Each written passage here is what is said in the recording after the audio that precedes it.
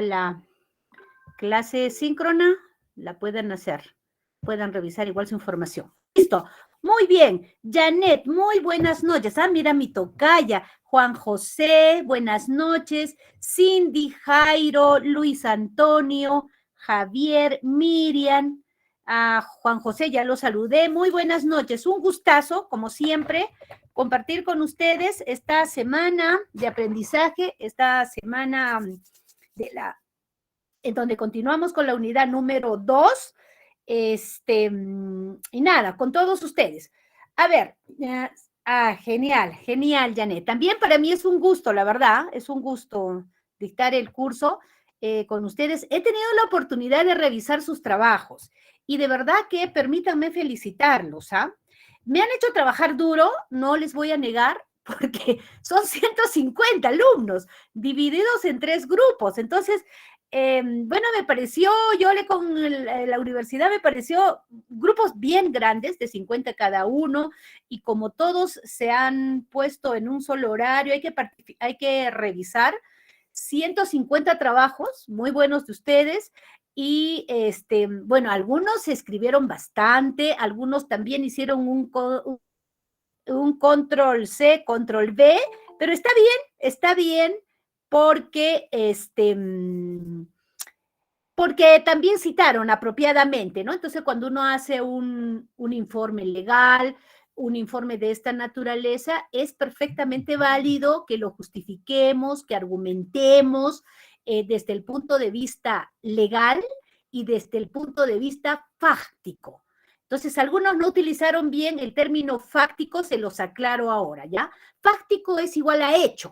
Entonces, cuando ustedes preparen una demanda, cuando contesten una demanda, cuando quieran utilizar términos propios de los abogados, de nosotros decimos, y la fundamentación fáctica es esta. No es otra cosa sino la fundamentación de los hechos, ¿no? De lo que se refiere, lo que quieres alegar, y claro, en lo importante, la fundamentación jurídica, ¿no? Muy bien. Les repito, muy, muy contenta por el nivel de trabajo que tienen ustedes, la verdad, muy bien, muy bien. Eso significa que están muy, muy entusiastas, muy comprometidos con el estudio, me parece estupendo. Muy buenas tardes, Carmen. Me encanta además, traten de aprovechar de conectarse los más que puedan, ¿no? Porque en espacios como estos, en realidad el aprendizaje se hace mucho más provechoso, ¿no? Es mucho más apropiado. A mí la verdad, no soy profesora a distancia, le soy sincera, ¿ya? La oportunidad, el tiempo, el COVID, ha hecho que todos nos acostumbremos a esta forma válida de dictar cursos y de ustedes llevar a cabo su profesión, etcétera, etcétera, su aprendizaje profesional. Yo más dicto en tema presencial, por eso que siempre valoro la interacción en estas horas síncronas en las que podemos compartir parte de nuestra experiencia. ¿Ya, chicos? Muy bien. Algo que todos, no sé si todos, pero un buen número de todos ustedes seguramente que andan re preocupados. Me escribieron muchos de ustedes, por ejemplo, Cindy me escribió, me parece que también Juan Carlos, no recuerdo, pero buena cantidad de ustedes me escribieron al correo, también me escribieron al foro. Está muy bien que utilicemos el foro, ¿ya? Más que el correo. Pero si se trata de comunicar, está muy bien que nos comuniquemos por cualquier medio.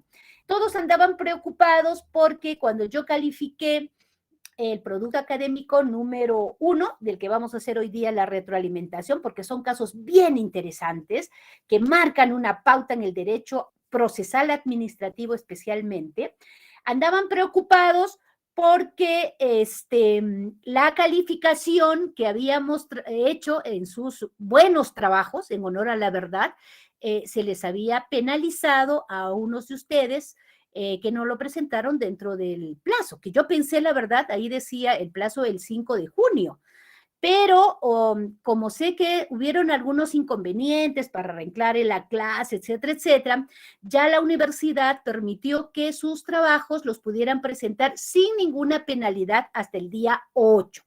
Con lo que, queridos amigos, por favor les pido, no se preocupen, vamos a corregir inmediatamente este tema.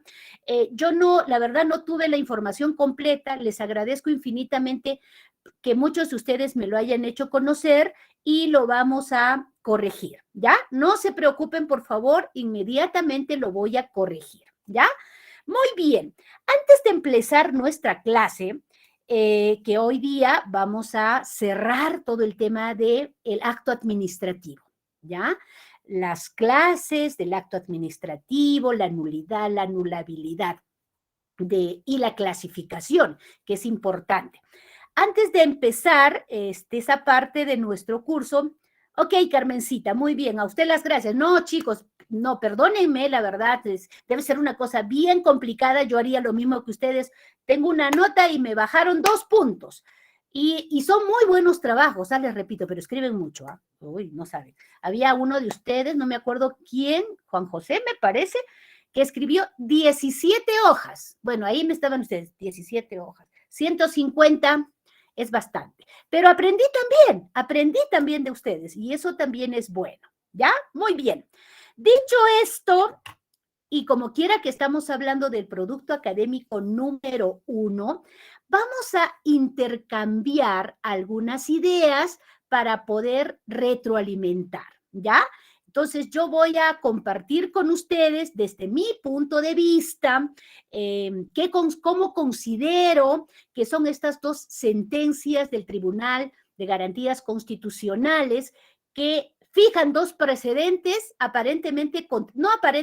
definitivamente contradictorios, pero que en esencia, con estos 2 expedientes se marca hitos importantes en el derecho procesal administrativo especialmente, ¿ya? La sentencia de Salazar y Arleque y la sentencia del consorcio Requena, me parece, que han sido las 2 resoluciones judiciales que han servido para que ustedes las puedan analizar, para que ustedes las puedan revisar y por supuesto que tienen que servir para que podamos compartir algunas ideas para poder retroalimentar, ¿ya? Y además que ustedes, calculo, como ya lo han hecho el trabajo, han estudiado, han revisado, están totalmente preparados para poder retroalimentar. Y con motivo de la retroalimentación, yo encantada además si tuvieran ustedes alguna participación, esas buenas participaciones que tienen un argumento sólido, consistente, los abogados tenemos que justificar nuestras ideas de esa manera, también podemos poner algunos puntos, ¿ya? Para poder mejorar la nota. Puede ser de este mismo producto académico o puede ser del producto académico número 2, que también ya lo tenemos que presentar el día domingo 19, y que también al final de la clasecita vamos a poder dar algunas ideas, algunos tips, algo que no quedó muy claro para que ustedes lo puedan desarrollar sin ninguna dificultad. ¿Ya, chicos? Muy bien. Entonces, dicho esto, yo voy a empezar con darles algunas ideitas y ustedes van a terminar para refrescar todas esas ideas que ustedes seguro que ya las tienen re bien porque han trabajado. Muy bien. Entonces, fíjense que el producto académico número 2 se trataba de, o sea, lo más valioso que yo la verdad he ido a leer era el análisis que han hecho de estas 2 sentencias. Está muy bien, trabajaron muy buenos antecedentes, trabajaron 3 preguntas que sirvieron para ayudar a su análisis, pero lo rescatable era el punto de vista que muchos de ustedes, fíjense, era diferente. Unos decían, yo estoy de acuerdo con que los tribunales de derecho administrativo apliquen el famoso control difuso. otros decían, yo no estoy de acuerdo que utilicen esta facultad que solo es potestad del Poder Judicial, de acuerdo a lo que establece el artículo 138 de la Constitución.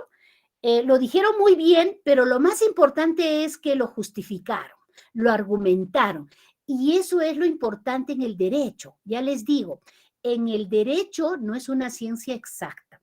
El derecho es una ciencia argumentativa, es una ciencia del convencimiento, es una ciencia en donde debes tener los recursos necesarios para convencer al juez para que te dé la razón o para convencer a la autoridad administrativa que va a resolver alguna pretensión, alguna necesidad que cada uno de nosotros podemos tener en nuestra condición de administrados o de ciudadanos, ¿no?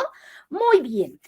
Entonces, a mí me gusta mucho, les soy sincera, y yo sí discrepo con la última resolución del tribunal, es decir, la del caso Requena, porque considero que los tribunales administrativos tendrían de una manera restringida y limitada y en casos muy específicos preferir la aplicación de la Constitución Política del Estado ante aquella ley de menor rango que vulnera muy radicalmente los derechos fundamentales de los ciudadanos, ¿ya? Pero ese es mi punto de vista. Muchos de ustedes han tenido un punto de vista diferente y está bien. No es que uno esté bien y el otro esté mal, sino que son dos puntos de vista diferentes. ¿Cuál es el que va a ganar finalmente? Les repito, quien tenga mejor argumentación. ¿Ya, chicos? Muy bien. Y entonces, fíjense que el caso Salazar y Arleque, que fue una sentencia que se dio en el año 2014 en el expediente 3741, marcó un hito fundamental en la administración pública. ¿Por qué? Porque la administración pública, especialmente las municipalidades, los ministerios, todas las autoridades que ejercen la acción administrativa, que son operadores de la acción administrativa y ante las que los ciudadanos, los administrados debemos recurrir, implementaban normas internas en donde muchos de los casos transgredían flagrantemente la Constitución Política del Estado. Y si los ciudadanos no tenemos claro cuál es la norma más importante, cuáles son esos derechos fundamentales que todos debemos reclamar, exigir y cumplir, sería difícil entender que tenemos una administración pública en un país de derecho, ¿ya? Lo justifico y lo argumento desde este punto de vista. ¿Qué pasa? Por poner el ejemplo del caso concreto, una de las municipalidades del INSE, me parece en Lima, tenía su norma interna, su TUPA. Y en el TUPA estableció que los administrados para presentar escritos y para presentar recursos impugnatorios tenían que pagar una tasa. En mi opinión, sí vulnera este hecho un derecho, digo bien, constitucional, que es el derecho precisamente al principio de legalidad, pero un principio de legalidad debidamente entendido, porque este principio de legalidad está incluido, por ejemplo, en el título preliminar de la LEPAC, de la 2744, como uno de los principios más importantes. De hecho, es el más importante cuando el funcionario público tiene que actuar, ¿ya?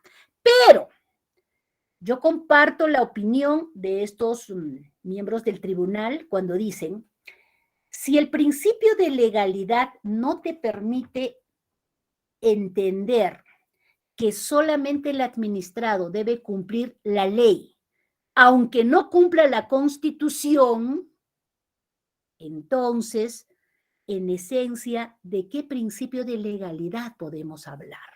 No puedes tener y no puedes saber, conocer y aceptar que tengas una ley que transgrede la Constitución en temas tan importantes como, por ejemplo, el derecho de petición de los ciudadanos. No es posible que en la administración pública un ciudadano para reclamar un derecho tenga que hacer un pago o un pago muy elevado, porque eso sinceramente podría poner en riesgo su derecho a peticionar, su derecho a, a, una, a una gestión apropiada, etc. Y entonces, a partir de ese momento del año 2004, efectivamente los tribunales sí consideraron que ante una discrepancia entre una ley y la Constitución, era preferible justificar jurídicamente esa resolución, fundamentarla en la Constitución y no tanto en la ley. ¿Ya? Personalmente les repito, no quiere decir que yo tenga la razón, solo es mi opinión, yo comparto esa idea. Sin embargo, muchos años después, fíjense que hasta el tribunal cómo tiene sentencias tan trascendentales, contradictorias, con lo que en derecho nada está dicho. Nada es definitivo, todo puede ser relativo. Depende, repito, cómo lo argumentes, cómo lo sustentes. Y acá viene precisamente la otra cara de la moneda, que muchos de ustedes, o la mayoría de ustedes, lo compartieron. Y está bien, está bien. ¿Por qué? Porque en el expediente 3741, cuando un consorcio requena en un proceso de selección de obras, recurre al OCE, para reclamar una descalificación,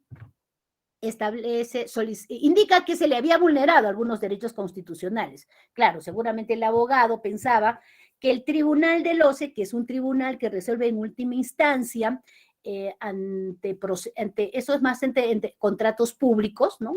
Un recurso de apelación, de hecho resolvió el tribunal,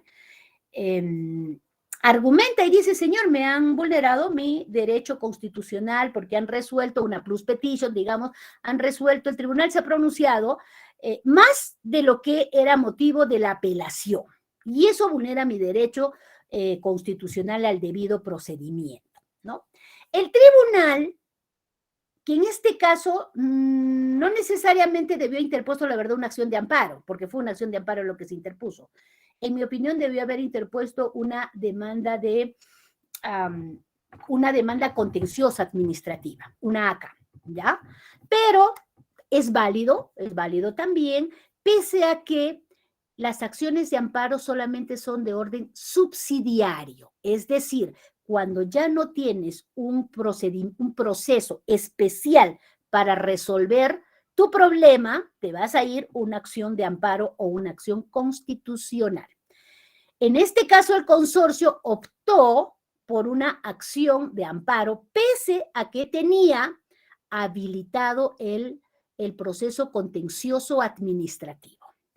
Pero el tribunal, que pudo haber declarado improcedente la demanda bajo este argumento, optó por aceptar y pronunciarse sobre el fondo del asunto, porque consideró que la pretensión tenía un importante contenido constitucional y aprovechó esta sentencia para dejar sin efecto el precedente vinculante que se había establecido con la sentencia de Salazar Yarleque en el año 2004, en donde en casos excepcionales se permitía que el Tribunal Superior Administrativo aplicara un control difuso, es decir, que prefiera la Constitución a la ley de la materia, ¿no es cierto? ¿Y cuál fue el argumento de esta última sentencia? El argumento fue que hizo, bueno, en realidad hizo una interpretación restrictiva. Cuando un juzgador, los juzgadores, ¿quiénes son? Los jueces, pues, ¿no? También no crean, juzgan también en la vía administrativa. Luego vamos a ver y les voy a demostrar lo que estoy diciendo. En un procedimiento administrativo sancionador, de hecho que hay un tema de juzgamiento. Pero bueno, vamos a hablar ahora del juzgamiento que hizo el Tribunal de Garantías Constitucionales. Cuando ellos hacen esta evaluación, aplican un criterio restrictivo. Es decir, dice, señores, no pues posible que no se respeten los poderes del Estado. No puede ser posible que un tribunal administrativo, que en este caso es el Tribunal del OCE, para el caso concreto, revise las leyes que emite el Poder Legislativo. Claro, porque ¿quién emite las leyes? El Poder Legislativo. Entonces, un poder, el Poder Ejecutivo, revisar las leyes que emite el Poder Legislativo, pese a que el único que debe interpretar las leyes y aplicar las leyes es el Poder Judicial. Miren esta triangulación que hace, ¿no? Hace todo este ejercicio, dice. Entonces, aquí, señores, estamos pues no respetando los poderes del Estado. Vivimos en un país ordenado, en un país de derecho, en donde cada poder y cada autoridad debe actuar de acuerdo a sus competencias sin transgredir o usurpar la autoridad del otro. Bueno, ese fue para mí el principal argumento, más allá de otros importantes que también hizo, pero para mí fue el principal argumento que tuvo el Tribunal de Garantías Constitucionales en este último expediente, el 4293, me parece, del año 2012, cuando dejó sin efecto el anterior precedente vinculante en donde sí le otorgaba facultades de control difuso a los tribunales administrativos, y ese primer sentencia tuvo una interpretación abierta. Entonces dijo, más allá de los poderes del Estado, más allá de tener un Estado ordenado en donde todos tienen sus competencias, que no está mal, por encima de ello están los derechos fundamentales de las personas. Por encima de ello están las normas que están reguladas en la Constitución Política del Estado, en donde todas las autoridades administrativas, administrativos del Ejecutivo, especialmente las autoridades judiciales y también las autoridades legislativas, todos y también los ciudadanos tenemos la obligación de cumplir la Constitución. Entonces, fíjense, aquí ya viene, para ir cerrando la idea, la diferencia entre estas dos sentencias. La primera sentencia hace un análisis de la norma, un análisis abierto. Señor, no interpretes la Constitución a partir de un artículo, a partir del artículo 138. Interpreta la Constitución a partir de un análisis sistemático de toda la Constitución. Ese es el punto de vista del tribunal que resolvió el caso Yarleque. Mientras que el punto de vista del tribunal que en el año 2012 dejó sin efecto esta sentencia y resolvió el caso del consorcio Requena, hace más bien una interpretación restrictiva. Y dice, no señor, cada quien en su caso, cada quien en su casilla, y no hay aquí por qué estar desordenándonos, donde el poder ejecutivo va a empezar a cuestionar al poder legislativo, y estas son funciones solamente del poder judicial, etcétera, etcétera. Entonces, solo se trata, queridos amigos, de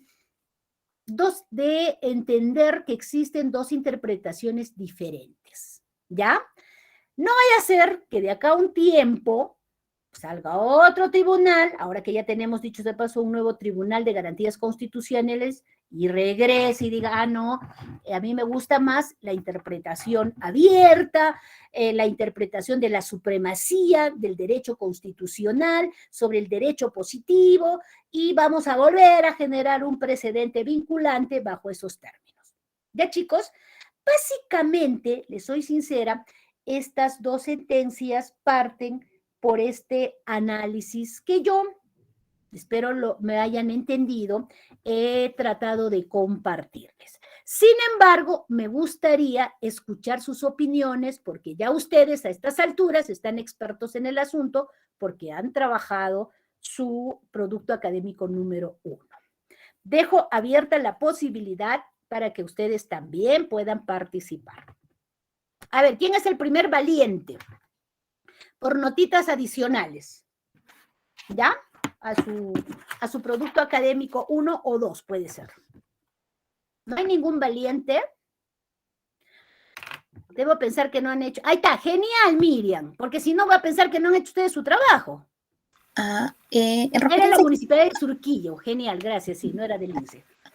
Dime, Miriam. en referencia yo quería hacer aportar en cuanto a la reinterpretación del principio de legalidad. Creo que yo estoy de acuerdo con lo que sostiene en el expediente de Requena, porque se sostiene de que reinterpretar el principio de legalidad no, o sea, no contribuiría a fortalecer un Estado constitucional de derecho y que más bien se debe entender que el principio de legalidad hace referencia a las actuaciones que debe tener la administración pública en la ejecución de sus actos. Entonces, eso quiere decir que las manifestaciones que sean emitidas en la administración pública deben estar orientadas al respeto de los derechos fundamentales de los administrados. Muy bien, Miriam, excelente, muy bien, muy buena opinión. Por eso, pues ya les digo que el derecho no es 2 y 2 son 4. En el derecho es válido que todos tengamos opiniones diferentes. De eso se trata. ¿Alguna otra opinión adicional? Miriam Soria, ¿no? Perfecto, Miriam. Vamos a ponerte Soria. Es un medio punto. Juntamos otro medio punto en otra intervención y ya tenemos un punto adicional para mejorar una de nuestras notas. Javier, por favor. ¿Qué tal, doctora? Buenas tardes. Excelente, Javier. Yo también comparto la posición de mi compañera Miriam en el sentido de que, bueno, yo en el análisis que he hecho también me he visto en esa posición después de hacer el análisis y ahora pensándolo otra vez de nuevo me parece que llego a la conclusión porque en cierto modo queremos o querríamos o lo que quizás se quería con la primera sentencia del caso Yarlenque, de que en vista de alguna aparente vulneración de derechos fundamentales o de alguna ley que aplicándola vulnerase derechos fundamentales, un tribunal administrativo debía, por alguna causa, no sé, de urgencia o de aplicar justicia, debía en esa misma sede y en ese mismo proceso dictar lo que la Constitución dispusiese e inaplicar la ley. Pero lo que a mí me parece es que si detectamos, bueno, dos cosas. Por una parte, que estarán preparados los magistrados de esos tribunales, como decía el Tribunal Constitucional, estarán preparados para dirimir bien eso. Y segunda, incluso aunque estuvieran preparados, si realmente estamos detectando en el Estado que existen o que podrían existir conflictos en sede administrativa que vulnerasen, por aplicación de leyes, vulnerasen derechos fundamentales, ¿por qué no proveemos de más recursos humanos, etcétera, a quien realmente le hemos dado el poder de dirimir estos conflictos, como es el Poder Judicial, para que él mismo los resuelva? Y de hecho, como usted también ha dicho, existe el proceso contencioso administrativo para que si hay algún tipo de que en la sede administrativa se pone algún derecho, salte al Poder Judicial. Así como tenemos ese proceso, ¿por qué no alimentamos mucho más a los jueces para que diriman en procesos contenciosos administrativos o civiles normales o incluso constitucionales y se quede en sede administrativa solamente lo que el Ejecutivo tiene facultades de llevar a cabo? Eso es lo que yo, así a grandes rasgos, he visto y por eso me he decantado por aceptar más la de Requena. Genial. Me parece estupendo las dos opiniones. Fíjense, se trata de cuál abogado argumenta mejor. ¿Se dan cuenta? Podemos tener opiniones diferentes y eso es lo correcto. En derecho siempre van a tener, como les dije en la clase anterior, Un abogado que les va a interponer la demanda, que va a argumentar, va a justificar fáctica, hechos y jurídicamente leyes, su punto de vista. Lo va a argumentar y va a tener la convicción de que va a ganar el juicio, ¿no? Porque si no, no interpondría la demanda. Y van a tener otro abogado que va a contestar la demanda y va a tener también los mismos argumentos de hecho y de derecho para poder sostener su punto de vista. Se trata en derecho, entonces, chicos, de argumentar, de convencer, de tener las herramientas y recursos legales más apropiados para sostener nuestra posición. Muy bien. A ver, Carmen nos dice, sí, muy importante lo que dice la compañera Miriam. Sin embargo, hay muchas instituciones, gobiernos regionales que lo adoran su tupa, muy estrictos, sin contemplar que pueden vulnerar derechos y solo cuando somos usuarios o no podemos nos ponemos en ese caso, en ese escenario, analizamos algunas normas abusivas. Disculpe, doctora, estoy en trabajo, pero esto no puedo decirlo. Genial, Carmen, me parece estupendo. Fíjense que sí, efectivamente. Entonces, también, como bien decía Javier, no solo, claro, se trata de tener buenas leyes, no solo se trata de tener una constitución coherente, sino también se trata de que los operadores del derecho, los que están obligados a aplicar la ley para poder resolver las necesidades, las peticiones de la ciudadanía, lo hagan de una manera proba, lo hagan de una manera adecuada. Por supuesto, esto es todo un sistema, todo en su sistema, ¿no? Donde el instrumento tiene que ser el apropiado. Y el que utiliza el instrumento, la autoridad, cualquiera que sea, el poder del Estado al que pertenezca, también tiene que estar debidamente preparado y especialmente a nosotros nos debe dar la tranquilidad de que van a resolver nuestro caso con la mejor probidad, con la mejor eficiencia. ¿No es cierto? Muy bien. Entonces, acabo de cerrar mi ventana porque les contaré ya que me he trasladado. No estoy en el escritorio, porque hoy día es el cumpleaños de mi esposo y hay algunas personas, parientes, abajo, y no queremos que nos interrumpan en esta hora y media que a mí me encanta, además, estar con ustedes. Ya, chicos, muy bien. Entonces, genial, me parece estupendo. Los puntos de vista, todos son válidos, no hay un punto de vista que sea no válido. Repito, solo es un tema de mejor argumentar. No es no porque no, ¿ya? O un sí porque sí. Chévere. Dicho esto, vamos a iniciar nuestro tema del día de hoy, que tiene que ver con el acto administrativo. ¿Ya? Voy a compartir mi pantalla para poder ayudarme. Este es acto administrativo, sí. Ya está. ¿Están viendo mi pantallita? No. Confírmenme, por favor. Sí, doctora. ¿Alguien que me hable? Porque les contaré que yo Sí, no los se veo. ve. Sí, doctora. Okay. Genial. Listo. Otra cosita que siempre les recomiendo, y háganlo, por favor, sáquenle el jugo a la profesora, de eso se trata. Utilicemos mucho estas hora y media, que para mí es muy corta, y seguro para ustedes también, y hagan todas las preguntas, porque el PPT ya lo tienen ustedes, la información la tienen en el aula virtual, tienen libros, tienen artículos, etcétera, etcétera. Tiene una serie de recursos que ustedes pueden revisar, estudiar, ¿no? Pero esto que podemos compartir, este momento en donde podemos intercambiar ideas, no siempre están a la mano. Por eso es que yo sí quisiera que le saquen el mayor provecho al tiempo, y eso es precisamente preguntando, porque yo puedo ir como una carretilla muy rápido y no sé si me están siguiendo, no sé si está entendiéndose lo que estoy diciendo, si es que ustedes no me lo hacen saber. Entonces, yo estoy más que agradecida cuando ustedes me interrumpen. Ojalá que me puedan interrumpir más veces de las que yo pueda hablar sola. ¿Ya, chicos? Muy bien. Entonces, la semana pasada, y ahora terminamos con esto, porque además el producto académico número 2 tiene que ver con el acto administrativo, ¿ya? Hablábamos del acto administrativo, trabajábamos la definición, las clases, la validez, eficacia y la nulidad. Estos dos últimos temas vamos a trabajarlos mejor el día de hoy, haciendo un repasito solamente para hacer un recordare de lo que es el acto administrativo.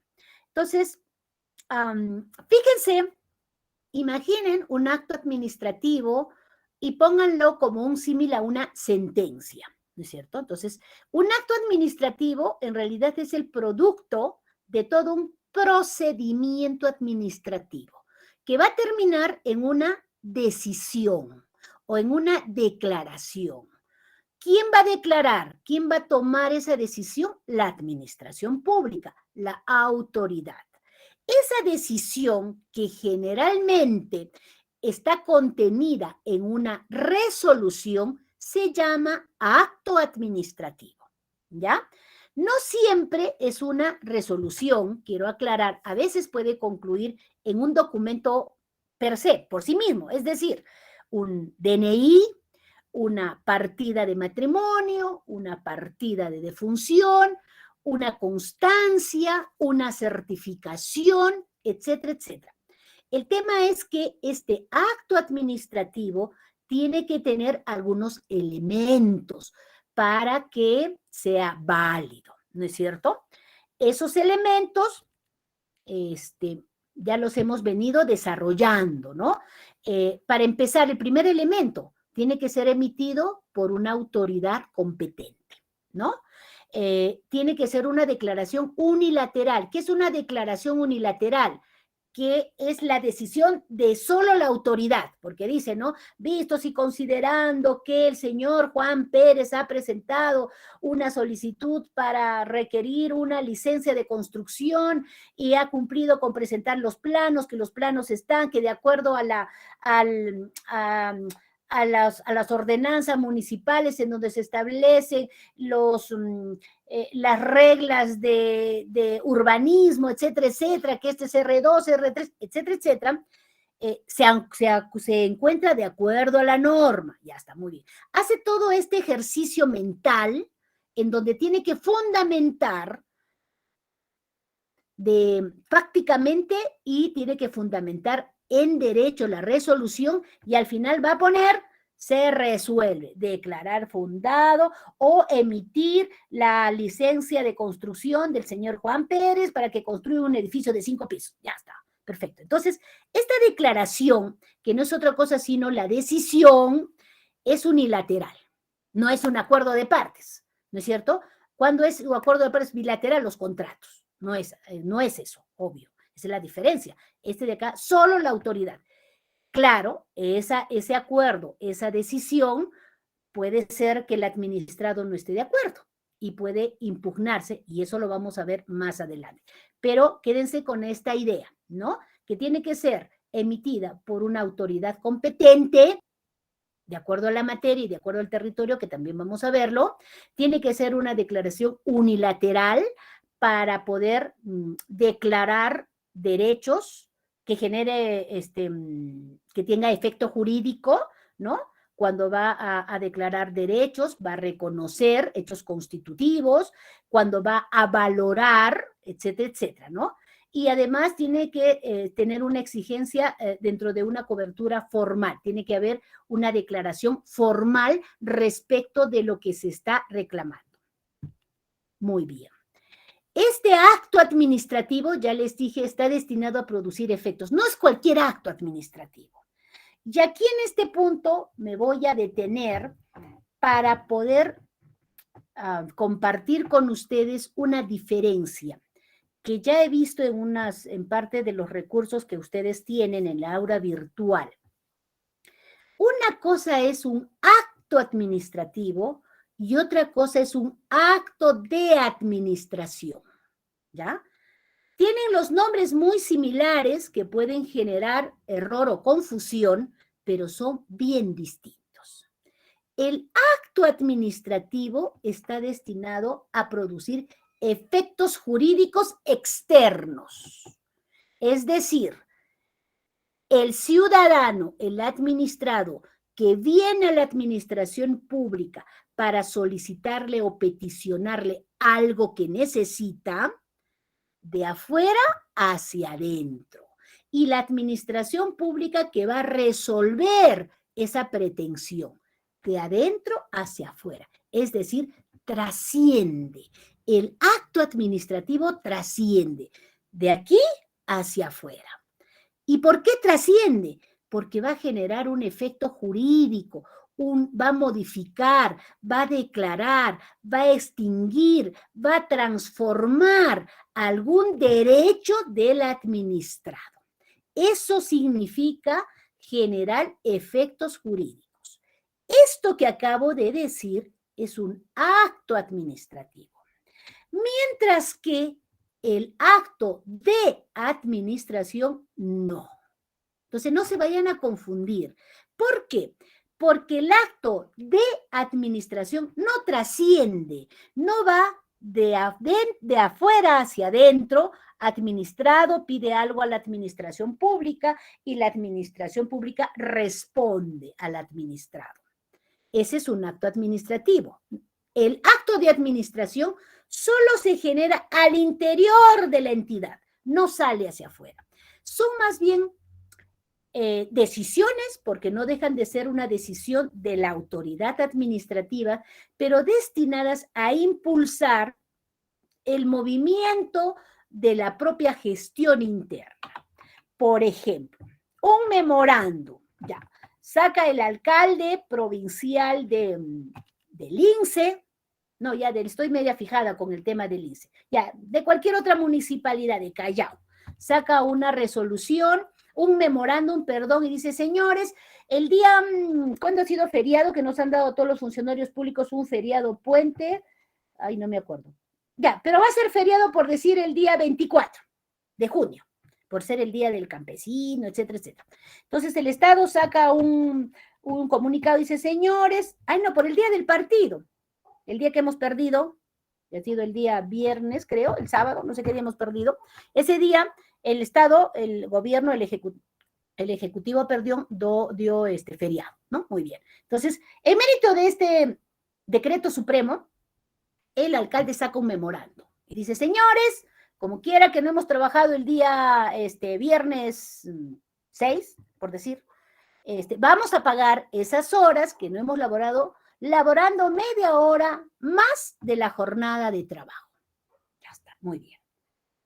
¿Este memorándum será un acto administrativo o será un acto de administración? ¿Qué dicen ustedes? A ver, alguien que pueda... Un acto de administración. Bien, un acto de administración, ¿no? Entonces, esa diferencia es bueno que ustedes la tengan clara. Igual, memorándums, informes internos, etcétera, etcétera, pero que solo estén destinados para gestionar la propia organización y nada más, ¿ya? Mientras que el acto de administración, no. El acto de administración sí es una resolución, es una declaración destinada a generarle un derecho al administrado, a extinguir el derecho, como ya les dije, a modificarle, a transformarle. Señor, no le doy la licencia de construcción porque usted no ha cumplido tal y tal. ¿Le está generando generando un efecto jurídico? Sí, porque está impedido de ejecutar su construcción. Señor, le voy a poner una multa, le pongo una multa de 3 UITs porque usted, señor, no sé, pues tiene un muro que está a punto de caerse y que puede poner en riesgo la salud o la vida de los transeúntes. Le pongo una multa. O yo voy, señor, y le demolo el muro. También. Fíjense, ¿no? O sea, se está modificando, se está extinguiendo. O, señor, no le doy pues su partida de nacimiento. O usted no se puede casar. O no le puedo otorgar una pensión, la ONP, por decir, ¿no? Entonces, fíjense que aquí hay derechos que se están generando. Muy bien. Miren, cuando ustedes quieran participar, no solamente me levanten la mano, ábranme el micro, por favor, porque no logro verlos. Cuando veo mis PPTs, no logro verlos. Ok. ¿Qué otros Doctora, elementos buenas son noches. importantes? Perdón, ¿alguien quiere participar? Doctora, Edith, sí, excelente, Edith. genial. Sí, Edith, disculpe que le te escucho, interrumpa. Edith. Eh, No, encantada. Nos hablaba sobre los actos administrativos y el acto de administración. En el caso que usted nos propone, por ejemplo, cuando se ha declarado feriado solo para el sector público y digamos que tienen plazos los administrados para presentar sus documentos y a veces por ese procedimiento de que el sector público no trabaja y se afecta al el derecho del administrado, este, digamos, lo clásico es, ¿no? Digamos, en mi trabajo, en lo que laboro, es en contrataciones del Estado.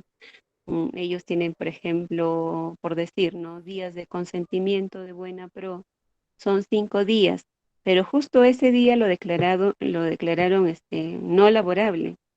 Entonces, en cierta parte se está vulnerando, ¿no? Porque se le está cortando un plazo. Entonces, De acuerdo, de acuerdo. ¿cómo podemos salvar esto? Gracias. Mira, Edith, tienes toda la razón, porque efectivamente este feriado se dio para la administración pública. También lo de la administración privada era una decisión entre el empleador y los trabajadores, ¿no? También podían darlo con cargo a recuperar. En este caso, sí, pues, efectivamente puede haber una vulneración a los derechos de los administrados porque su pretensión puede prorrogarse un poco más. Sin embargo, los plazos no se cuentan, se suspenden, ¿ya? Otro tips que les voy a dar. En la administración pública, todos los plazos, o por lo menos la mayoría de ellos, se cuentan en días hábiles, ¿ya? Nunca en días feriados. Entonces, cuando ustedes vean un plazo 5 días, inmediatamente piensan, son 5 días hábiles. Es decir, solo los días en donde la administración pública funciona. Con lo que, si por ejemplo el día que dieron feriado, que fue el día 5, por decir de junio, que no me acuerdo la verdad qué día fue, creo que he borrado de mi mente, porque como perdió Perú, ya borré de mi mente ese día. ¿Qué día ha sido? El día...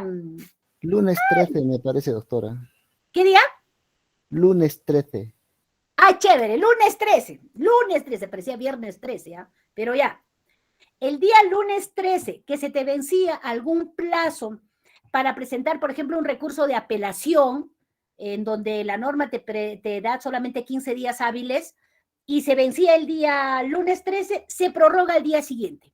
Es decir, ese tu plazo se va a cumplir el día martes 14, ¿ya? Eso ocurre siempre en la administración pública. Solo se encuentran en días hábiles, siempre días hábiles, ¿ya? Ese es un tip. Cuando es en días hábiles, cuando es en meses, calendario, ¿ya? Pero yo les voy a hablar un poquito más adelante de eso. Solamente va a quedar ahí como una ideita para poder contestarle a su compañera. Muy bien. ¿Cuál es el otro efecto, cuál es el otro elemento que debe tener el acto administrativo? Obvio, debe recaer sobre derechos, intereses y obligaciones de los administrados, lo que ya les dije. Muy bien. Frente a una situación concreta, ¿no? Es decir, alguien me solicitó una licencia o yo voy a sancionar a alguien, es un hecho concreto. Y tiene que estar determinado, elaborado, motivado en un marco de derecho público, ¿no? Es decir, tiene que tener necesariamente una base normativa. De eso se trata en la administración pública. El principio de legalidad es fundamental. Y también les doy otro tips. Los administrados, dice la ley, solo podemos hacer lo que la ley te dice que hagas y nada más. Mientras el resto del pueblo, digamos, el resto de las personas, pueden hacer todo lo que la ley no les prohíbe que hagan, ¿ya? Nosotros los funcionarios al revés.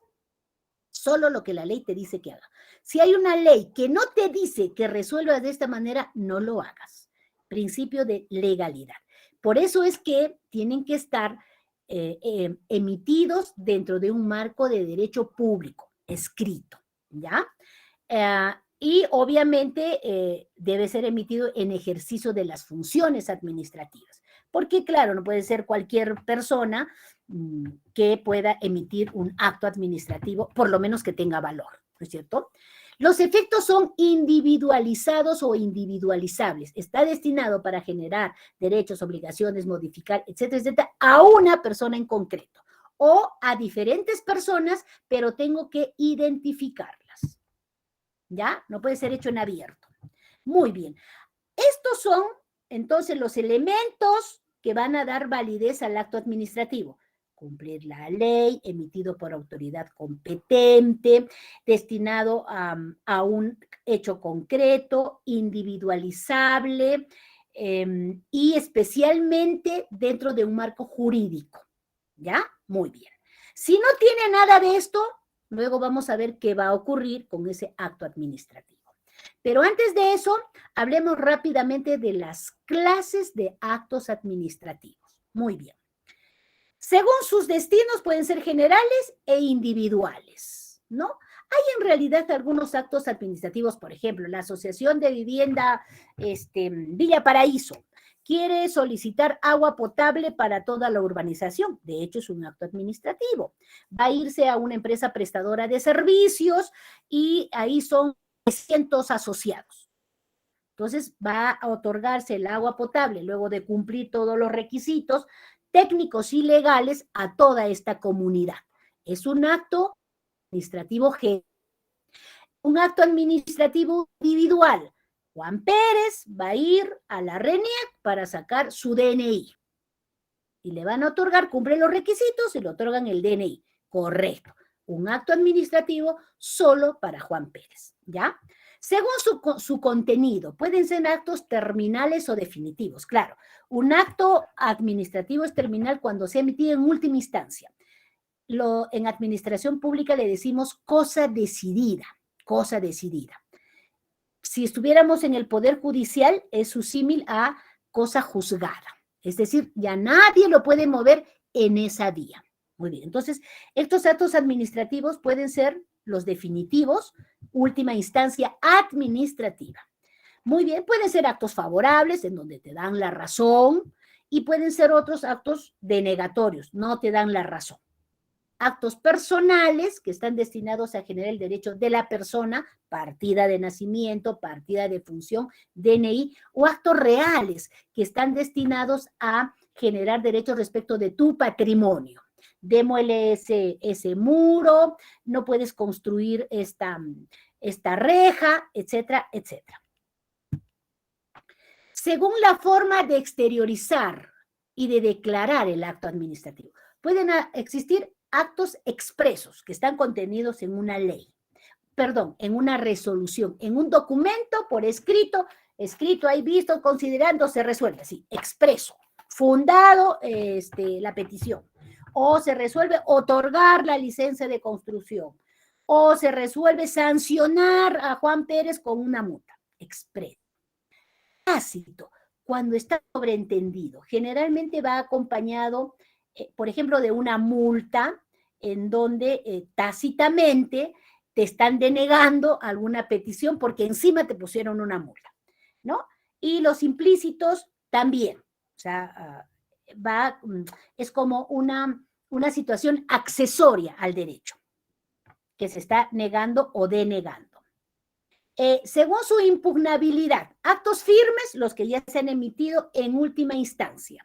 Actos definitivos, en última instancia, estos actos firmes son inimpugnables de acuerdo al SAM. Esto se los voy a explicar más adelante, no los quiero enredar porque es el silencio administrativo positivo, el silencio administrativo negativo, que vamos a estudiarlo cuando veamos el procedimiento administrativo que va a ser la siguiente clase, ¿ya? Actos definitivos, también cuando se resuelve sobre la cuestión de fondo, y actos que causan estado, ¿no? Muy bien. Y que están en última instancia administrativa y que solo pueden ser impugnables en un proceso administrativo contencioso o un proceso contencioso administrativo. ¿Ya? Muy bien. Bueno, estas clasificaciones están medias pero bueno, son clasificaciones que sirven para ir entendiendo e interiorizar de mejor manera lo que es un acto administrativo, ¿ya? Los requisitos de validez. Todo lo que les dije antes sirven como requisitos de validez. Y los repasamos aquí, nada más. Competencia. Por la competencia. Por la materia. Actividades que legalmente pueden ser realizadas. Por ejemplo, a ver, la SUNAFIL. La SUNAFIL es la Superintendencia de Derechos Laborales, ¿no es cierto?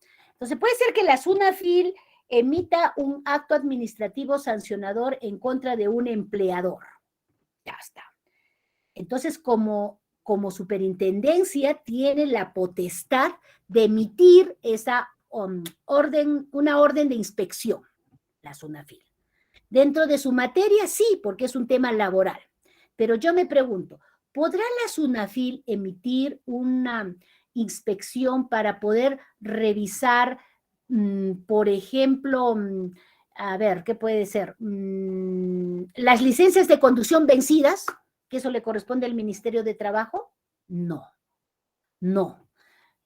Tampoco la municipalidad de Socabaya, que tiene una licencia de construcción, ¿va a emitir una orden de inspección en contra de un empleador? No.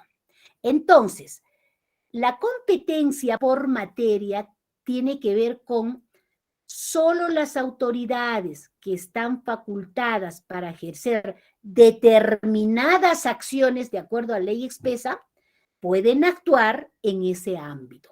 La municipalidad de acuerdo a su ley orgánica. La SUNAFIL de acuerdo a la ley de creación y todas las normas de inspecciones de trabajo, visitas inspectivas, etc. El Ministerio de Trabajo también de acuerdo a sus propias competencias, conciliaciones, verificaciones, también que es el Ministerio de Trabajo. El Ministerio del Transporte de igual manera. El Ministerio de la Presidencia, que también tiene que ver con normas que emiten al servir, etcétera, etcétera. Es decir, cada entidad pública tiene que actuar de acuerdo a sus propias competencias. ¿Dónde están esas competencias? Generalmente, no generalmente, siempre en su norma de creación. Y entonces los actos administrativos que se emitan bajo estos términos serán válidos. De lo contrario, pues serán nulos. Un alcalde que está emitiendo está declarando la nulidad de una licencia de construcción, evidentemente no tiene ningún valor, porque no es competente. Por territorio, fácil. El alcalde de Lima solo puede resolver temas dentro de la jurisdicción de Lima. No puede agarrar y sacar una ordenanza municipal para que se aplique en Cañete o para que se aplique en Arequipa o por más alcalde de la capital que sea, ¿no es cierto? Cada uno de acuerdo a su jurisdicción y competencia.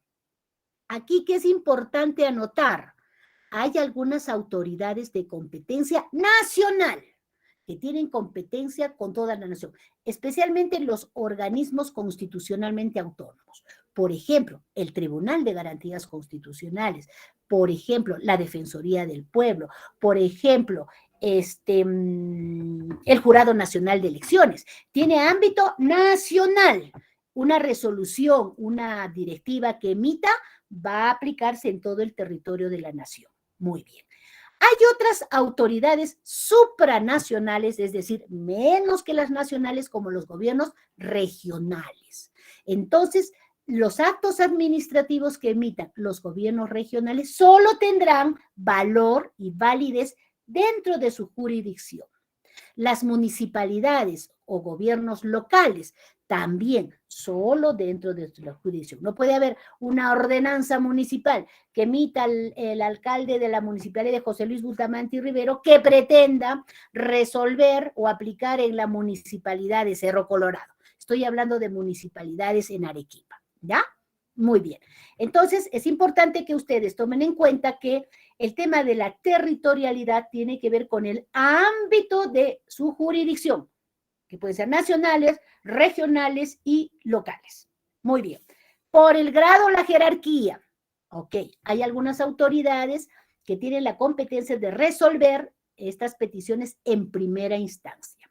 Otras que tienen la potestad de resolver en segunda instancia. No podría, por ejemplo, un subgerente de Obras Públicas, que es el encargado de otorgar licencias de construcción en primera instancia, resolver el recurso de apelación ante la denegatoria. No, porque ahí el competente es el gerente municipal, por decirle, ¿no? O alguien que tenga competencia en primera instancia no va a poder hacer eso, ni viceversa.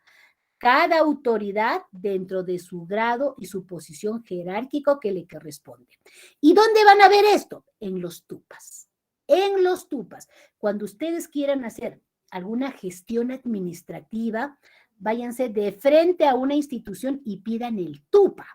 Ahí van a encontrar todos los procedimientos, las autoridades que resuelven en primera instancia, las autoridades que resuelven en segunda instancia, qué tipo de procedimiento es. Esto lo vamos a ver más a detalle cuando veamos la siguiente clase, que es el procedimiento administrativo, ¿ya? Y por el tiempo, claro, la temporalidad, especialmente tratándose de autoridades regionales, de los ministerios, solamente tienen esa potestad mientras dure su gestión. ¿No? No podría, pues, un alcalde que ya venció su periodo de hace 4 años va a pretender emitir una ordenanza municipal o va a pretender emitir una resolución administrativa. No es posible, eso ni siquiera nos cabe en nuestra cabeza, es demasiado simple entenderlo. Muy bien. El otro requisito de validez es el contenido. Muchas veces en resoluciones administrativas se han caído declarándose su nulidad porque su contenido no es el más idóneo.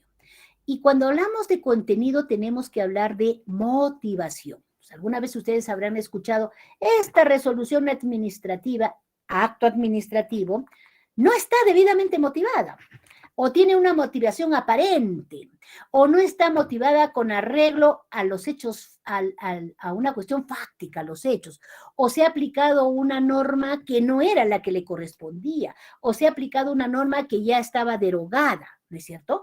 Entonces, una resolución tiene que estar resuelta con arreglo a derecho y con arreglo a los hechos, ¿no es cierto? Y tiene que estar debidamente justificada, argumentada, de forma clara, precisa, coherente y suficiente, ¿ya? Tampoco no se trata, yo he visto resoluciones de media hoja. Vistos y considerando que el señor ha peticionado, se le otorgue el carnet sanitario y revisando los requisitos ha presentado todos, por lo que se resuelve declarar fundado. Bueno, cuando te dan la razón, enhorabuena, pero cuando no te dan la razón, ahí no, pues. Visto si considera que el señor Tatana, por lo que se le resuelve, no se le denegar su petición. Sin mayor argumento, sin mayor análisis, sin mayor sustento de hecho y de derecho, ¿no? Entonces, de eso se trata el contenido, ¿no? De eso se trata el contenido. Muy bien. Sigamos avanzando porque hoy día sí tenemos que terminar con esta clasecilla. Muy bien. Esto de aquí es bien importante. Por favor, ¿hay alguien que me quiera interrumpir? ¿O no? Sí, Edith. Chévere, Edith. Estaba haciendo mención a referencia a las competencias de cada autoridad. De cada autoridad.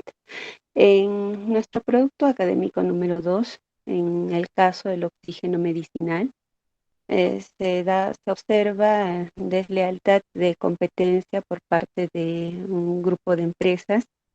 Sin embargo, la ley de contrataciones de ese entonces, la que estaba vigente, la 10.117, contemplaba en uno de sus articulados el hecho de que se prohibía expresamente la concertación de precios entre postores.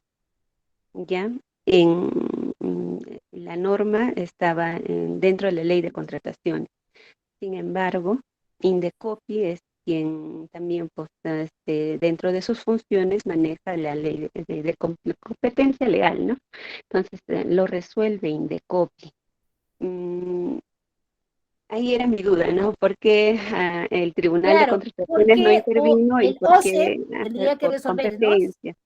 Sí, un poquito que me pudiera aclarar eso, por favor, gracias. Miren, en honor a la verdad, les voy a aclarar sin que ello signifique que les haga un adelanto a su trabajo, porque se trata de que yo revise y ustedes también ya el producto que ustedes presenten.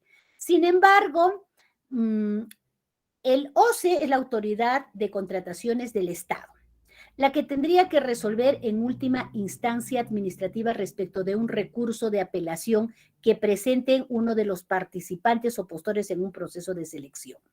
Y la Indecopi tiene que ver más bien con un tema de competencia leal. Ante la competencia desleal que pueden tener 2 o 3 postores que están enfrentándose a un mismo postor, podría irse esto. Entonces, ahí tienes razón, hay un hilo muy, muy delgado para determinar hasta qué punto estamos revisando una impugnación sobre, por ejemplo, el otorgamiento de una buena pro, donde ya participa el comité y se iría al OCE, o de lo contrario, es un conflicto entre postores. Ustedes tienen que determinar si esta es una controversia entre los postores y la entidad en un procedimiento de selección, será el OCE. Pero si por lo contrario hay un conflicto, una controversia solo entre los postores, eventualmente podría ser el Indecopi. ¿Ya? Ok. Hasta ahí comparto con ustedes. No tengo grupo. Ah, ya, están ya buscándose. Miren, no siempre leo los PPTs cuando estoy, o sus chats cuando estoy viendo los PPTs, ¿ya? Entonces, bueno, está bien que se estén comunicando porque el trabajo es voy a tratar de avanzar rápido. ¿Hasta qué hora es la clase? Hasta las 7:20, ¿no? 7:30. Y 20, doctora. 7:20. Ay, siempre el tiempo nos queda muy corto. Sí, porque necesitamos unos 5 minutitos para hablar de su producto. Avanzaremos. El tema de la finalidad pública. Chicos, este asunto es bien importante, especialmente en contrataciones del Estado. Miren, qué bueno que Edith sacó a la luz este tema de las contrataciones del Estado. Muchos procesos de selección, que es un procedimiento administrativo, en donde se otorga la buena pro, ese otorgamiento de una buena pro es un acto administrativo, tienen N problemas por este tema de la finalidad pública. No nos olvidemos, queridos amigos, que en el Estado manejamos dinero público. Y cuando uno maneja el dinero público, las decisiones que tome tienen que estar destinadas a generar un producto que vaya en beneficio de la población. Y ahí es donde algunas autoridades, por algún motivo, creen que la finalidad pública es poco importante y se les ocurre hacer un monumento a la muela, como hay en Arequipa. O se les ocurre hacer un estadio para 5,000 personas en un pueblo donde no hay ni agua ni luz y solamente hay 500 habitantes, ¿no? Entonces, estos despropósitos y estas incongruencias tienen que ver con la finalidad pública. ¿Por qué? Porque en la administración pública tengo que demostrar, acreditar de forma real y concreta que la decisión que se tome tiene que estar destinado a resolver un problema de la ciudadanía, a mejorarle la calidad de vida de los ciudadanos, ¿ya? Y muchos de esos actos administrativos no satisfacen el interés general. Solamente satisfacen el interés de la autoridad, del alcalde que quiere poner en relevancia su nombre, que quiere mejorar su partido político y por algún motivo populista se le ocurre hacer una obra o tomar una decisión que no le favorece a la mayoría de personas, sino a muy pocos y a veces a ninguno. Esta finalidad es fundamental, especialmente en los procedimientos de contrataciones con el Estado. ¿Ya, chicos? Y por esto yo he visto muchas personas que andan bien complicados, ¿eh? Especialmente los titulares de las entidades, en donde la Contraloría les apertura procesos administrativos sancionadores, algunos alcaldes que terminan presos, algunos gobernadores que también terminan presos, como el que lamentablemente tenemos aquí en Arequipa, que no tienen claro lo que es la finalidad pública y toman decisiones pensando en intereses personales o intereses de un grupo en particular o un grupo de su entorno, ¿no? Eso no está bien y eso efectivamente puede ser que un acto administrativo pueda no tener este requisito de validez y podría ser declarado nulo, como vamos a ver más adelante. Ya hablamos de la motivación. La motivación no es otra cosa sino la argumentación, la justificación, ese ejercicio mental que tiene que hacer la autoridad administrativa cuando va a resolver una petición, una situación o alguna circunstancia que le interesa a la comunidad, le interesa al administrado en concreto o al ciudadano, ¿no? Entonces, es ese uso de la ley, del derecho, de los hechos, debidamente redactado de manera clara, de manera concreta y especialmente coherente. No saben la cantidad de resoluciones que yo he leído que en la primera parte habla de, argumenta todo. Yo empiezo a leer y digo, ay, mira, la parte considerativa está muy bien hecha y tengo casi la certeza de que se ha argumentado para declararse fundado el acto administrativo. Sigo leyendo y al final resuelve declarar infundado. Entonces digo, ¿y esto? Es incongruente, tiene toda la justificación para declarar fundado y al final declara infundado. ¿Ocurren estas incongruencias? Sí. ¿Qué falla es? El tema de la motivación. Ha vulnerado el principio de congruencia, pues, ¿no? Muy bien. Y con esto también, claro, se tiene que buscar el tema de realizar un tema legítimo, no emitir resoluciones administrativas arbitrarias, etcétera, etcétera. Muy bien. El acto administrativo tiene que ser producto de un procedimiento regular. Acá tengo unos carros detrás de mi ventana que están haciendo una bulla espantosa. Espero que no trasciendan hasta ustedes.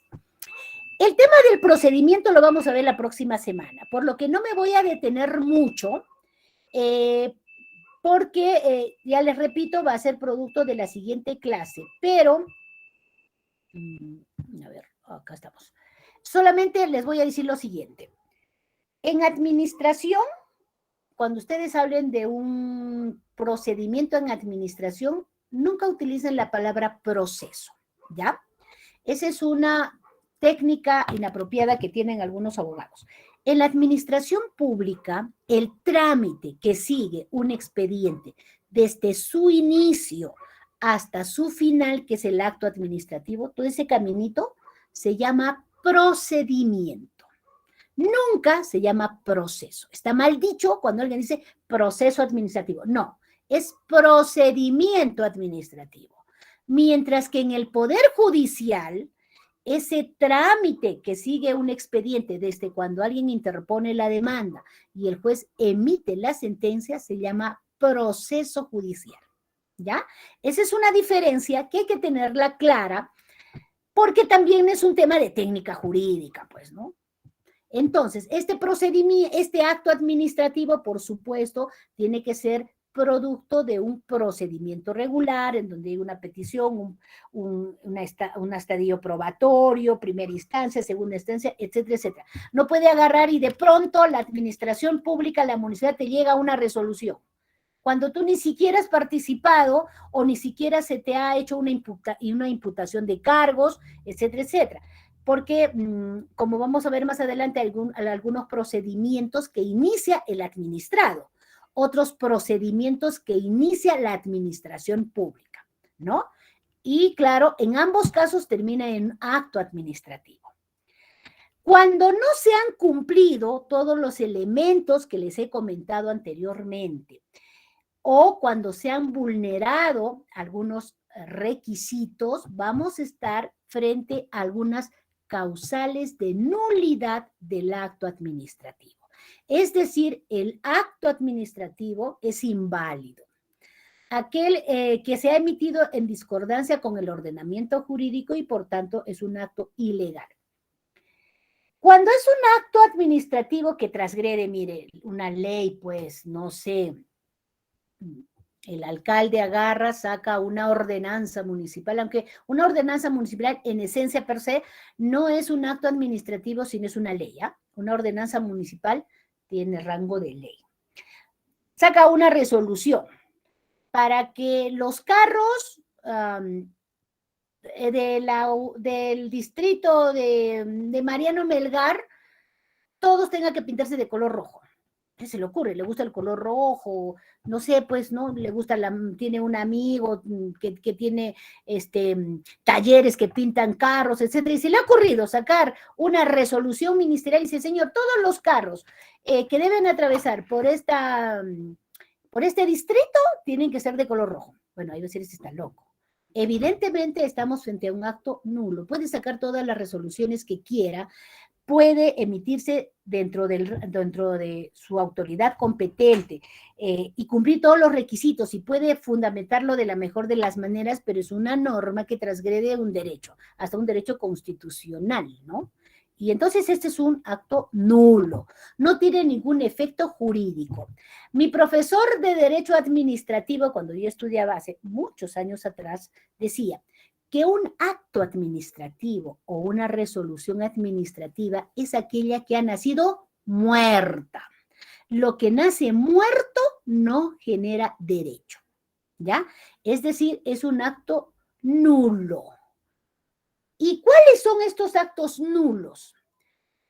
En el artículo 10 de la LEPAG o de la ley de la 27444, que es la ley de procedimiento administrativo general, están las causales por las que un acto administrativo es nulo.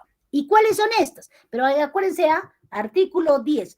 Hay algunos artículos de la norma que ustedes se las tienen que decir de memoria. Por ejemplo, el artículo 1, que son cuáles son las instituciones públicas. El artículo 10, cuáles son las causales de nulidad, ¿no? Entonces, este es un artículo así que deben ustedes ya tenerlo en la cabecita. ¿Y cuáles son estas causales? Obvio, las que contravienen miren acá, qué interesante, las que contravienen la Constitución. ¿Y cómo queda el control difuso? ¿Y cómo queda la sentencia de Salazar y Arleque? ¿Y cómo queda la sentencia de la consorcio Requena? No lo sé. Miren, es causal de nulidad la contravención a la Constitución, a las leyes y a las normas reglamentarias. Arranca con la Constitución. ¿Ya? Entonces ahí lo dejo para la reflexión. No va, pues no puedes hacer pues un acto, una resolución, no sé, pues que diga, a partir de ahora todos los ciudadanos de la municipalidad se van a llamar Juan. Y Juan todos, Juan Manuel, Juan Carlos, Juan Gabriel, porque ha sacado el alcalde una resolución ministerial que es un ratito. Constitución, artículo 1, señor, yo tengo derecho a escoger un nombre. Ya está. Contraviene la Constitución, nulo. Claro que les estoy poniendo ejemplos muy, muy evidentes, ¿no? Pero bueno, sirve para el ejemplo, sirve para la clase. Nunca podría hacer eso en su sano juicio un alcalde. Muy bien. Todos esos, además, los que contravienen las leyes. Hay N leyes especiales, generales, que deben cumplirse de acuerdo a la materia. Y las normas reglamentarias, que son dispositivos legales de menor rango. Alguien me hablaba en algún momento de la pirámide de Kelsen, aquí arriba está la Constitución, más abajo están las leyes, las ordenanzas municipales y las ordenanzas regionales, más abajo los decretos supremos, más abajo las resoluciones ministeriales. Hay un orden jerárquico. Cualquiera de ese orden jerárquico debe cumplirse, ¿ya? Muy bien. La segunda causal, el defecto o la omisión de alguno de sus requisitos de validez, salvo que se presente el supuesto de conservación del acto. Claro, cuando emites una resolución sin haber seguido un procedimiento regular.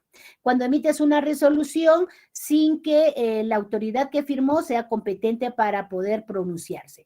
Cuando emites una resolución fuera de tu territorio. Cuando emites una resolución que cuando ya se te acabó el mandato. O cuando emites una resolución cuando ya estás inhabilitado o ya estás vacado, ¿no? Muy bien. Los primeros son actos nulos. No viven, ni el mismo día nunca generaron derecho.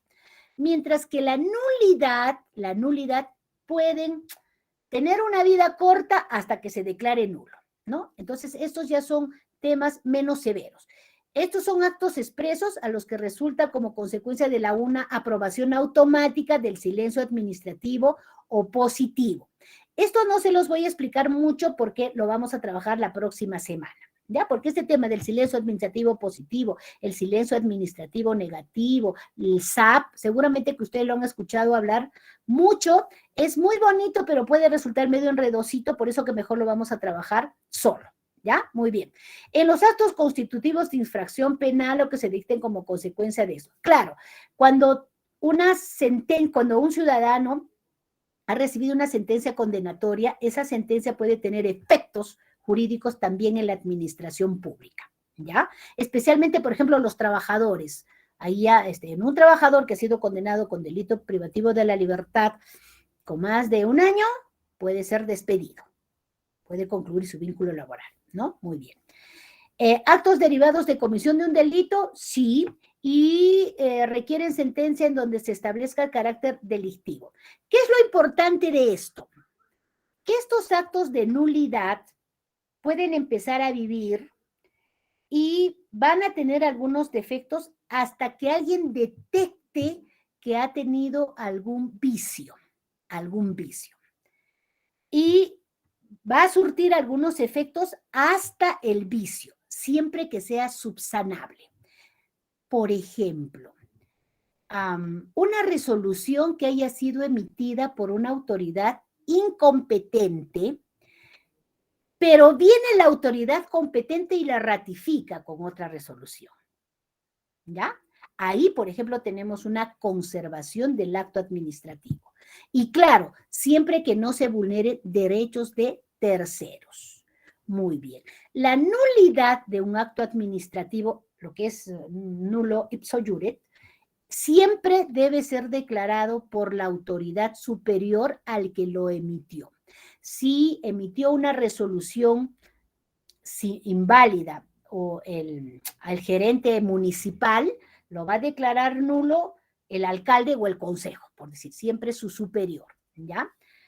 Hay un plazo en la administración pública, tenemos hasta un año para declarar la nulidad de los actos administrativos cuando la propia administración se ha dado cuenta que ha vulnerado, que ha viciado.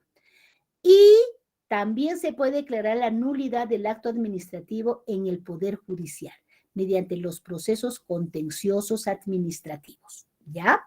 En vía de acción. Efectos de la declaración no generan efectos, ¿no? Un efecto declarativo y reactivo a la fecha del acto.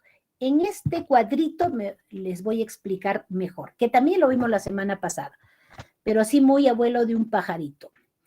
Los actos, en este cuadrito que ustedes están viendo, este es un acto administrativo que supongamos ha empezado el día 1, 2, 3, ha llegado hasta el día 4. El día 4 he detectado que hay un vicio. ¿Y dónde está el vicio? En el acto número 2. Entonces yo voy a retrotraer, voy a regresar en el tiempo, ficticiamente, para declarar la nulidad hasta el día 2. Es decir, todo lo que ocurrió del 1 al 2 vale. Lo que ocurrió del 2 al 4 no vale. ¿Ya? Eso es el tema de la nulidad. Y la anulabilidad funciona con similar diseño. Preguntas. Nada de preguntas. Ya. O me están preguntando. Es que ya les digo que no los veo, pues. No los veo. Compañeros, alguien... están más preocupados ustedes, ya veo, de formar sus grupos. Bueno, está bien. Conservación, ya hablé algo de la conservación. Un acto administrativo se puede conservar, es decir, se puede activar, validar, etcétera, etcétera, siempre que el acto no sea contrario al orden jurídico. A un acto que ha sido emitido en transgresión de la ley, de la Constitución, no. Ese es un acto jurídico que nunca va a poder ser conservado. Hay otros que sí se pueden conservar siempre que no se transgreda el ordenamiento jurídico, ¿no? Sea un vicio de menor rango, de menor importancia, no se transgredan derechos de terceros, O por ejemplo, una resolución que no esté debidamente motivada, pero el fondo del asunto está bien. Bueno, pero lo puedes conservar, sí, haces otra resolución para aclarar y mejorar y va a surtir sus efectos legales, ¿no? O cuando se han dictado en omisión de algún documento no esencial, o cuando se trata de actos con vicios en formalidades, no en temas de fondo. En ese tipo de actos que pueden ser inválidos, puede emitirse otra resolución para ratificarlos, ¿ya? Eso en derecho administrativo se llama conservación del acto administrativo. Eficacia del acto administrativo. A ver, esto es regla, esto es regla. Pregunta, un acto administrativo, una resolución, que la hayamos dictado el día de hoy día que estamos, 17 de junio del año 2022, la emito hoy día y yo agarro y la guardo en un folder. ¿Esa resolución será eficaz o no será eficaz? Tiene todos los requisitos, ¿ah? Lo hice con arreglo a ley,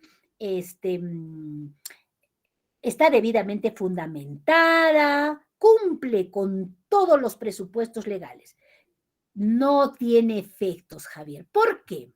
¿Por qué no tiene efectos esa resolución que está muy bien hecha, pero que la he guardado? No ha sido notificada. Exacto, muy bien. Ustedes creo que ya han hecho el curso de Derecho Administrativo. Efectivamente, esa es la clave. Muy bien, Miriam. Con esto ya te ganaste tu punto, Miriam, ¿ah? Muy bien. Efectivamente, un acto administrativo para que surta efectos legales tiene que ser notificada. Si no, es como que no estuviera emitida, ¿ya? Y pero cuando... estar legalmente realizada también, porque hay notificaciones que no surten efecto legal porque no han sido correctamente notificadas. Exactamente, Hermen. Muy buena intervención. Por supuesto, estamos hablando de una notificación con todas las formalidades. No basta que yo saque una resolución y no sé, pues la notifique debajo de la puerta y no haya un notificador que informe, por ejemplo. Si voy a notificar por debajo de la puerta, que es válido, tengo que tener una cédula de notificación. Escribir ahí, se trata de un inmueble de color blanco con la puerta negra, con el número de recibo de luces número tal, toqué la puerta, nadie me abrió, procedí a dejar por debajo de la puerta a las tal horas y describo y firmo. Fíjense que el notificador es una autoridad también, da fe del hecho de la notificación. ¿Ya? Pero claro, si yo agarro un papel, lo dejo por debajo de la puerta y el notificador dice, ¿has notificado? Sí, ya lo he notificado. Y no hay constancia de ello, y no hay certeza del día, la hora, y no hay nadie quien se haga cargo de esa actuación administrativa, evidentemente estaremos frente a una notificación inválida y consecuentemente no surtirá ninguna eficacia. Efectivamente. El plazo para notificar también es importante. Exacto, y también el número del suministro de luz, de agua, etcétera, etcétera. 5 días hábiles. Si yo emito la resolución el día de hoy, la administración pública tiene hasta 5 días para poder notificarla, ¿ya? Ahora, ¿puede notificarse después de plazo? Sí, sí puede. ¿Cuál es la diferencia? Que los plazos para el administrado empiezan a correr a partir de cuando se ha hecho la notificación válida. ¿Qué plazos, por ejemplo? Los plazos para impugnar, para presentar un recurso de reconsideración o para presentar un recurso de apelación. ¿Ya? Muy bien. Además, tus derechos, pues, ¿no? No se olviden que el acto administrativo surte efectos jurídicos. ¿A partir de cuándo van a surtir esos efectos jurídicos? A partir de la notificación. Muy bien. Eso es lo más importante en la eficacia. ¿Ya? La eficacia tiene que ver con una notificación válida, como muy bien lo dijo Hermes. 5 días debidamente hecha. Algunas instituciones públicas inclusive hacen un preaviso. Dejan primero una esquela y dicen, señor, vine, no lo encontré, voy a regresar el día de mañana, dejan la esquela, regresan al día siguiente y si aún así no hay una persona que lo reciba, porque lo óptimo es que toquen el timbre, que abra una persona, le entreguen la notificación, le pregunten su DNI y firme la cédula de notificación. Eso es lo mejor, pero no ocurre eso. La mayoría te la dejan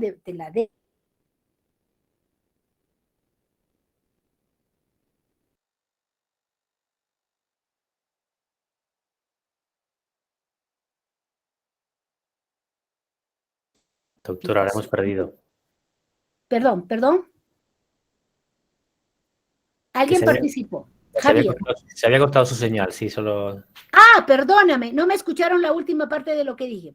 Sí, lo que pasa es que como estoy medio alejada, probablemente mi Wi-Fi esté ya medio fallando.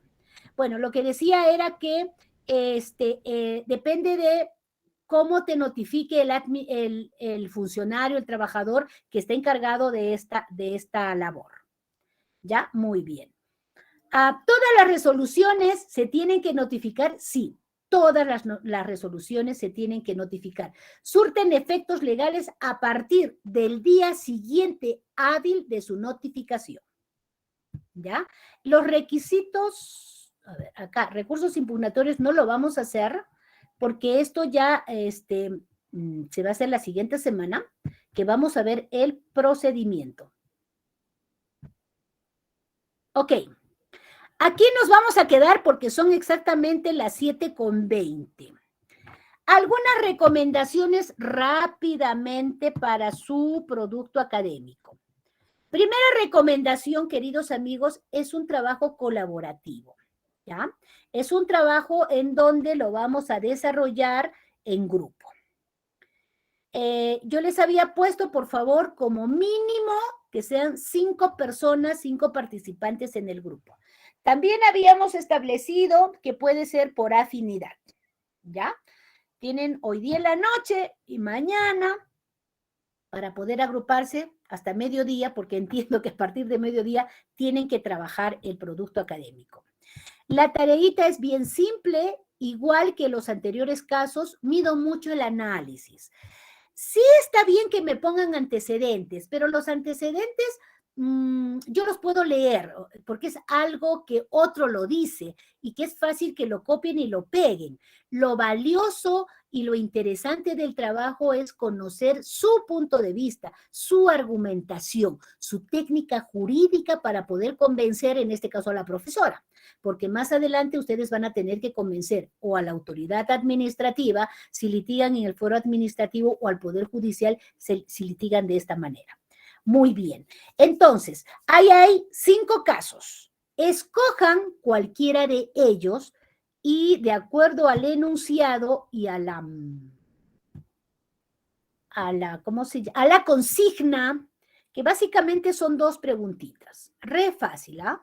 Identifique los vicios de nulidad alegado por las partes. Yo aprecio mucho que sean concretos, claros y concisos. ¿Ya? Porque fíjense, son 150 trabajos que yo tengo que leer y no siempre tengo los ojos para poder leer tantísimo, que está muy bien escrito lo que pone, pero yo generalmente me voy de frente en honor a la verdad al análisis, porque eso es lo valioso para mí, ¿ya?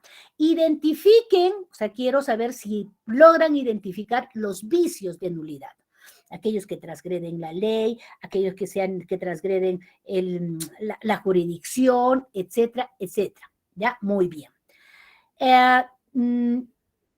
Dicho por las partes, ¿están de acuerdo? Y este ya es su punto de vista. Estar de acuerdo con la decisión adoptada por el órgano colegiado. Fundamenten su respuesta. Miren, no me tienen que hacer trabajos muy largos. Con que hagan 1 o 2 hojas, 3 a lo máximo, muy bien hechas, muy bien planteadas, muy concisas, para mí es suficiente, ¿ya? Yo sé que el anterior docente había indicado que ustedes podían trabajar todas las hojas que quisieran, pero yo no los quiero engañar. No, humanamente no puedo leer, alguien hizo 17 hojas, otro dice 15. Hicieron un buen trabajo, pero humanamente yo no puedo leer tanto. Entonces, yo prefiero que hagan un trabajo claro, preciso y conciso, en donde yo pueda advertir que sus ideas están de acuerdo a lo que hemos estudiado y si tienen claro lo que hemos compartido el día de hoy. ¿Ya, chicos? Muy bien. ¿Alguna pregunta, algo en relación al producto académico número 2? ¿O está más o menos claro? Ok, Hammer, por favor. ¿Está bien Hammer como diga o estoy mal diciendo tu nombre? Sí, está bien, doctora. Buenas noches. Está bien, chévere. Dime, Hammer. Bueno, ya algunos habíamos avanzado de acuerdo a las características que también indica la consigna, ¿no? Y también de acuerdo a lo que proponía la anterior docente. Y no es la primera vez que nos pasa, obviamente no es su responsabilidad, pero no es la primera vez que nos pasa. Nosotros, al menos quien habla particularmente, concuerda con su apreciación que debería de ser un trabajo resumido y en base al análisis.